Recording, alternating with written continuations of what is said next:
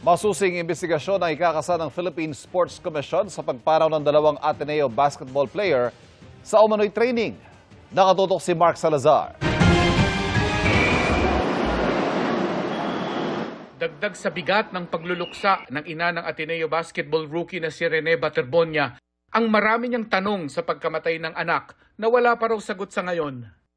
Ba't nila pinapalangoy na yung anak ko na may 20 kilos yung nabigat? Kasi akala ko training lang na nga. Hindi, military training. Ano ba yun? Sa ngayon, limitado ang mga impormasyon mula sa pahayag ng Ateneo de Manila University. Kinumpirma nito ang pagpanaw ni Baterbonia at ang teammate niyang si Divine Adili. Nasa Dipakulaw, Aurora ania mga ito at ang iba pang kasama sa kupunan para sa isang team building activity. Nagpahayag din ng pakikiramay at suporta sa pamilya ng mga nasawi ang Ateneo. Sabay hiling sa publiko na bigyan ng privacy ang pamilya para makapagluksa.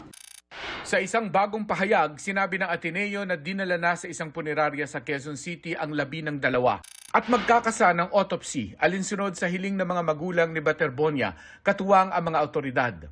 Alinsunod naman sa hiling ng pamilya ni Adili ay uuwi sa Nigeria ang kanyang labi na inaasikaso na ng Ateneo.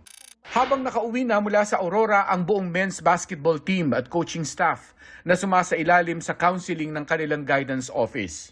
Pero wala sa pahayag ang tanong ng ina ni Baterbonia, bakit pinaglangoy si Rene nang may weight sa paa?